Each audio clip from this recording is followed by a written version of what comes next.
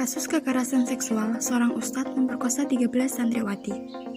Heri Wirawan, pemilik dan pengurus Pondok Tahfiz Al-Ikhlas, Yayasan Menarul Huda Antapani dan Madani Boarding School Cibiru, yang terletak di Kota Bandung, Jawa Barat, dituduh telah melakukan pemerkosaan terhadap anak-anak di bawah umur. Para santri yang menjadi korban kekerasan seksual rata-rata berusia 13-16 tahun. Dengan beberapa di antaranya telah melahirkan bayi. Bahkan salah satu korban telah melahirkan 2 anak.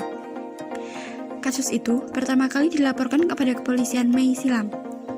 Namun baru diketahui publik ketika sidang ke-7 dengan agenda mendengar keterangan saksi di Pengadilan Negeri Bandung, Selasa 7 Desember 2021. Ia dituding melanggar pasal 81 ayat 1 dan 3 UU Perlindungan Anak dan terancam hukuman maksimal 15 tahun penjara.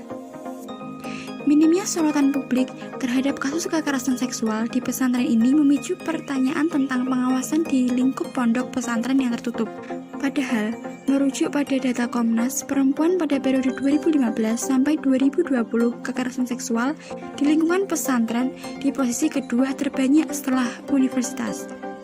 Kasus ini sendiri terbongkar setelah salah satu korbannya pulang ke rumah pada saat Hari Raya Idul Fitri pada 2021 silam.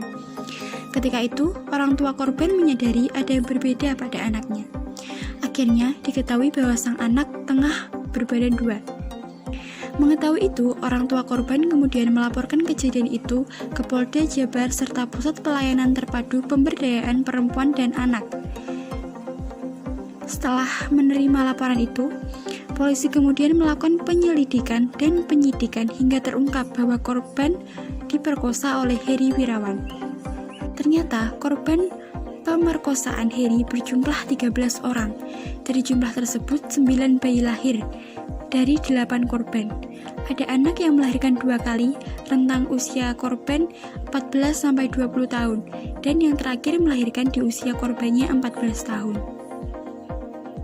Pemerkosaan yang dilakukan Heri sudah berlangsung sejak tahun 2016 hingga 2021 dan terjadi di beberapa tempat seperti ruangan yayasan, hotel, hingga apartemen. Dalam melakukan aksinya, para korban diiming-imingi biaya pesantren, sekolah gratis, jadi polisi wanita atau polwan, hingga dibiayai kuliah. Selain memerkosa 13 anak, pelaku juga diduga menyalahgunakan bantuan sosial dan program Indonesia Pintar dari Kementerian Agama. Kemudian dalam sidang vonis yang digelar di Bandung, Hakim Ketua Yohanes Purnomo Suryo menyatakan Heri terbukti bersalah telah memerkosa 13 santriwati yang merupakan anak didiknya. 8 korban diantaranya bahkan sampai melahirkan 9 orang anak. Hakim kemudian menjatuhkan hukuman penjara seumur hidup terhadap Heri karena melanggar pasal 81 ayat 1, ayat 3, ayat 5, JO pasal 76D Undang-Undang Nomor 17 Tahun 2016 tentang Perlindungan Anak, JO pasal 65 ayat 1 Kitab Undang-Undang Hukum Pidana atau KUHP. Hakim juga memerintahkan agar 9 anak dari para korban tersebut dirawat oleh pemerintah Provinsi Jawa Barat dan nantinya dikembalikan kepada keluarga apabila korban sudah siap secara mental dan kejiwaan. Sedangkan biaya restitusi atau ganti rugi terhadap korban sebesar 331 juta akan dibebankan kepada Kementerian Pemberdayaan dan Perlindungan Perempuan dan Anak atau KPPPA karena Heri telah dijatuhkan vonis seumur hidup. Vonis tersebut lebih ringan dibanding tuntutan jaksa penuntut umum agar Heri dihukum mati dengan hukuman pidana tambahan berupa pengumuman identitas dan kebiri kimia, hukuman denda 500 juta serta membayar restitusi kepada korban. Dalam pertimbangannya, Hakim menyatakan pidana lainnya tidak bisa dijatuhkan kepada terdakwa yang telah divonis hukuman seumur hidup. Begitu juga dengan pidana tambahan kebiri kimia yang tidak mungkin dilaksanakan apabila yang dijatuhkan berupa penjara seumur hidup. Juga hukuman mati jelas melanggar hak asasi manusia dan juga konstitusi. Secara normatif, hukuman mati melanggar hak hidup yang seharusnya dilindungi, bahkan tidak bisa dikurangi dalam bentuk apapun dan oleh siapapun. Secara esensial, hukuman mati tidak menjawab apapun. Sedangkan salah satu pertimbangan hakim sehingga menetapkan vonis seumur hidup adalah kondisi para korban yang trauma setiap kali melihat Harry maupun hanya mendengar suara Harry, sehingga kontak dalam bentuk apapun dikhawatirkan memicu trauma korban kembali. Dari kasus ini dapat dihubungkan dengan materi hak keadilan dan kepedulian. Pengertian hak sendiri adalah sebuah kewenangan atau segala sesuatu yang berhak dimiliki oleh setiap individu sejak dia dilahirkan di dunia ini. Hak korban dijelaskan dalam pasal 1 RUU Penghapusan Kekerasan Seksual atau PKS, yaitu hak atas penanganan, perlindungan, dan pemulihan yang didapatkan, digunakan dan dinikmati oleh korban dengan tujuan mengubah kondisi korban yang lebih baik, bermartabat, dan sejahtera, yang berpusat pada kebutuhan dan kepentingan korban yang multidimensi, berkelanjutan, dan partisipatif.